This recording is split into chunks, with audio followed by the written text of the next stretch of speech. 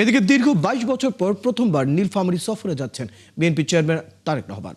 দুপুরে নীলফামারী বড় মাঠে নির্বাচনী জনসভায় বক্তব্য দেবেন তিনি। তার এই আগমন ঘিরে উচ্ছ্বসিত দলের নেতাকর্মীরা। এরই মধ্যে মঞ্চ তৈরি এবং মাঠ প্রস্তুত করা হয়েছে। জনসভায় ভোটারদের কাছে নীলফামারীর জেলার ৪টি সংসদীয় আসনের দলীয় ও জোট প্রার্থীকে পরিচয় করিয়ে দেবেন তারেক রহমান। একই সঙ্গে এই অঞ্চলের সংকট নিরসনে সুনির্দিষ্ট পরিকল্পনা তুলে ধরবেন তিনি।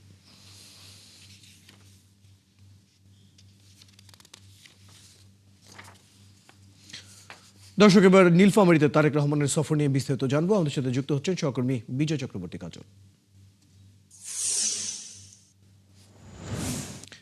বিজয় চক্রবর্তী, বিএনপির চেয়ারম্যান নীলফামারীতে কখন আসবেন এবং জনসভা কখন নাগাদ শুরু হতে পারে, এবং এই নিয়ে নেতাকর্মীরা এবং সাধারণ মানুষ কি বলছেন?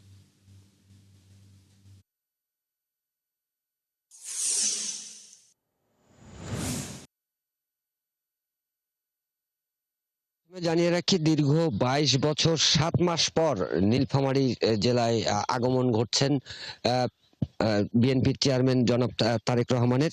তিনি আজকে সকাল ১১টায় নীলফামারী সৈয়দপুর বিমানবন্দরে তিনি বিমান যোগে অবতরণ করবেন। এরপরে তিনি চলে যাবেন ঠাকুরগাঁওর উদ্দেশ্যে। সেখান থেকে দুপুর ১টা ২০ মিনিটে নীলফামারীর যে বড় মাঠ, সেই মাঠে তিনি জনসভায়, নির্বাচনী যে জনসভা আছে সেই জনসভায় তিনি বক্তব্য রাখবেন। এখানে আপনাকে জানিয়ে রাখি, ইতিমধ্যে নীলফামারীর যে বড় মাঠ, যে মাঠটি ইতিমধ্যে আপনার মঞ্চ স্থাপন থেকে শুরু করে সকল কর্মকাণ্ড যেটি সমাবেশকে ঘিরে হওয়ার কথা, সেটি কিন্তু ইতিমধ্যে আপনার মঞ্চ প্রস্তুত হয়ে গেছে। এবং যে যে নেতাকর্মীরা তারাও কিন্তু মনে করেন যে সকাল থেকেই এই এই সভাস্থলে কিন্তু তারা কিন্তু আসা যাওয়া করছেন। যেহেতু দলের চেয়ারম্যান আসবেন, সেটিকে কেন্দ্র করে এখানে একটি তাদের যে কর্মচঞ্চলতা সেটি কিন্তু বিশাল আকার ধারণ করেছে এবং নেতাকর্মীদের মধ্যে একটা উচ্ছ্বাস, উদ্দীপনা কাজ করছে।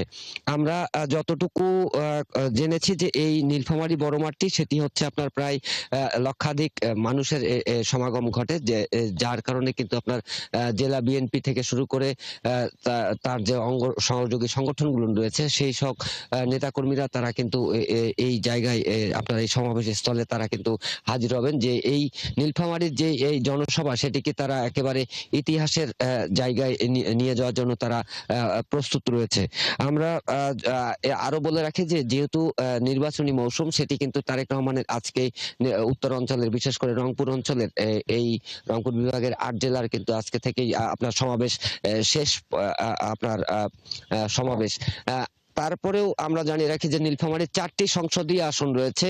তার মধ্যে সবচেয়ে গুরুত্বপূর্ণ আসন হচ্ছে নীলফামারী সদর আসন। এই আসনে প্রতিদ্বন্দ্বিতা করছেন তারেক রহমানের খালাতো ভাই ইঞ্জিনিয়ার শাহরুল ইসলাম তুহিন, যাকে ঘিরেই কিন্তু আপনার এই যে নির্বাচনী সমাবেশ সেটি কিন্তু আপনার অনুষ্ঠিত হবে। এবং এখানে আরো যে তাদের সংসদীয় ৪টি আসনের যে রয়েছে অন্যান্য নেতৃবৃন্দ, তাদেরকেও তিনি পরিচয় করিয়ে দিবেন।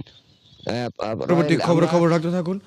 দর্শক, আমাদের সহকর্মী বিজয় চক্রবর্তী যুক্ত ছিলেন। নীলফামারীতে আজ বিএনপি চেয়ারম্যানের যে জনসভা রয়েছে সেই বিষয়ে বিস্তারিত জানছিলাম।